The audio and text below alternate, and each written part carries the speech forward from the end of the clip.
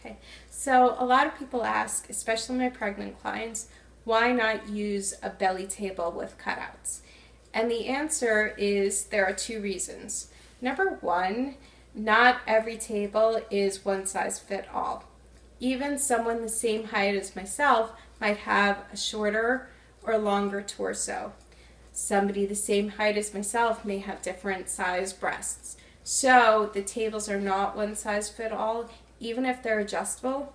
The second reason is having the belly hang through the bottom of the table creates strain on the three main ligaments that are utilized in pregnancy, and those are the round, broad, and sacrouterine ligaments.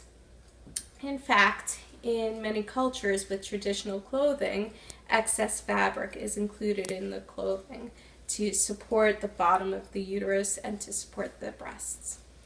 So for these reasons also, there are two positions that are most beneficial for the pregnant client in the second and third trimesters, and that is the side-lying positioning and also semi-reclining. So now I'm going to show you what the side-lying positioning looks like. So now we're going to show you what the side positioning looks like and how we can customize that to the client's body. And this is also great for people, not just pregnant clients, but anyone who's had surgeries and who has very sensitive areas or for whatever reason can't be on their stomach or on their back. So this gives us great access to many parts of the body that we wouldn't get. So I'm going to have my demoee come over here and we're going to position her on the table. So this is what the side positioning looks like when it's done correctly. The scapula is going to get cleared here behind the middle support, and the body is in alignment, so much so that the hip, knee, and ankle are in such a straight line that we could rest a tray on top and it wouldn't fall. Christiana also has a support here in the front that she can hang on to while I work on her and while I get behind my work. And we also don't want her spine twisted. So everything looks pretty straight. How do you feel? Comfy. Comfy, okay.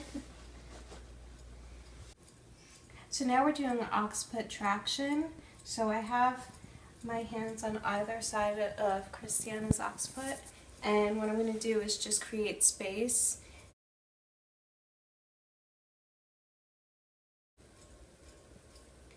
What I'm going to do is create space by rocking with traction but not releasing.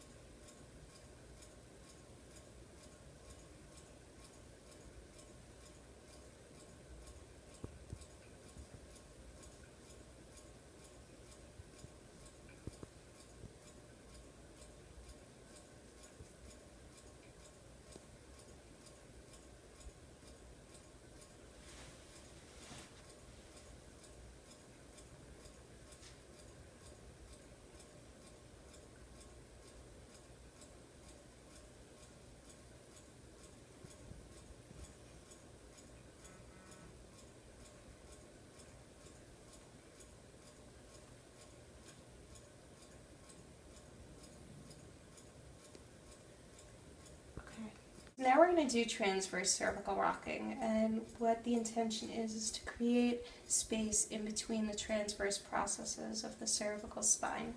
So I'm starting out by Christiana's ears because that's where the line of the transverse processes are in the cervical neck.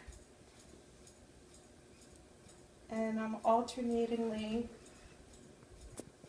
creating space for about 3 to 5 repetitions, and then I'll move down to the next vertebrae.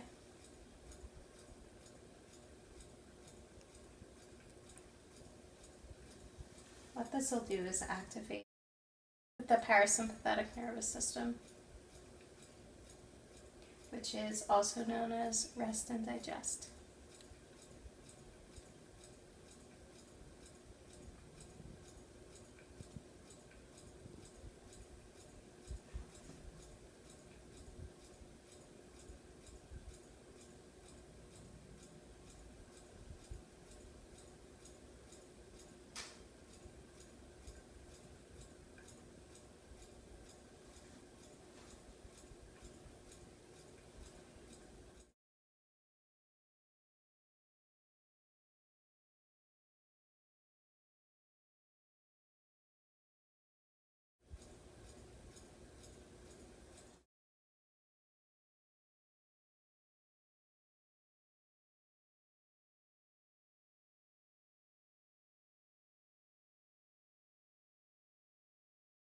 Now we're going to do some pectoral girdle mobilizations. What I'm going to do is, from standing behind Christiana, I'm going to create space in her pectoral girdle by pushing laterally and caudally.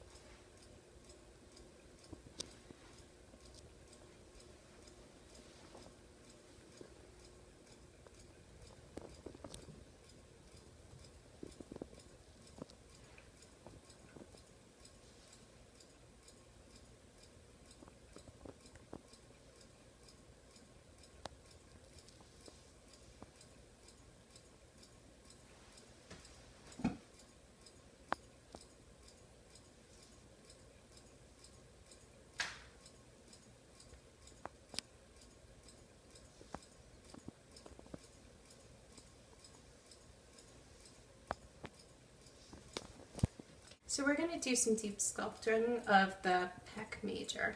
So I'm starting here close to the mediastinum, and we're going to pull out towards the humeral in a myofascial stroke.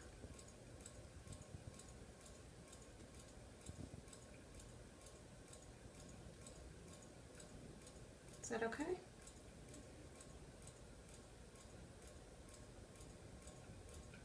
I can feel some trigger points. Does that feel tender to you? Good, you're good.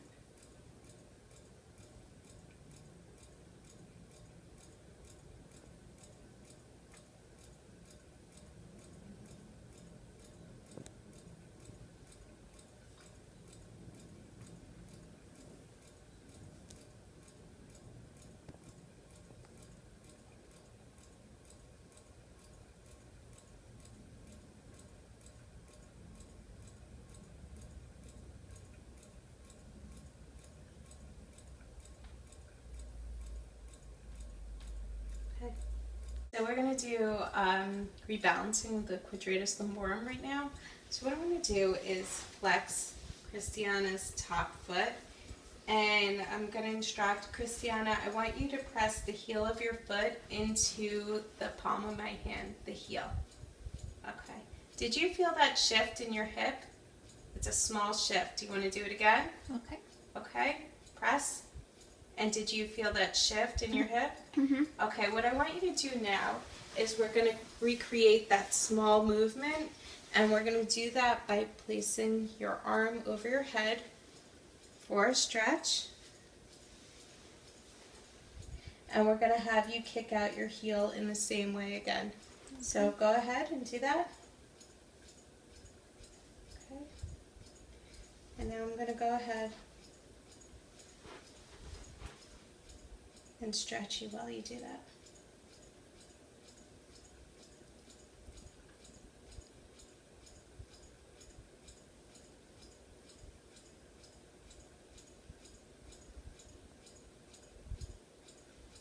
Is that okay?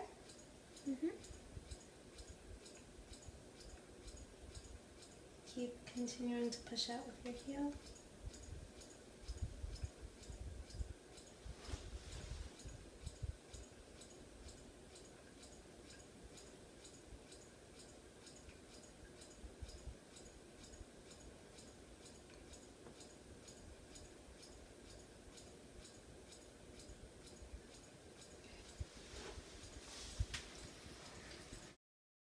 So we're going to do the baby lift now. What that's going to do is take some of the pressure off of your lower back. So what I'm going to do is stand behind you and then put my arms around the bottom of your belly, and then I'm going to gently lift up. Okay?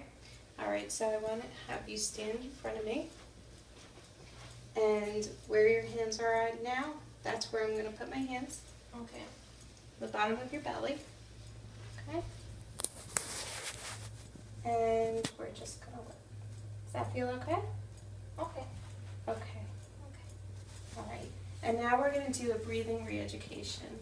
So now I have my hand in the middle of your back, right at the bottom of your ribs. And what I want you to do is put your hand right here at the bottom of your ribs in front. And we're going to visualize your breath as an umbrella expanding. So we're going to keep your shoulders down, and when you breathe in, I want you to visualize opening that umbrella with your breath. Okay, so take a deep breath in.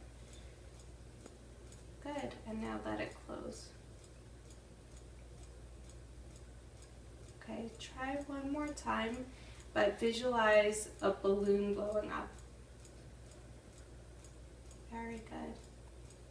And one more time, breathe in.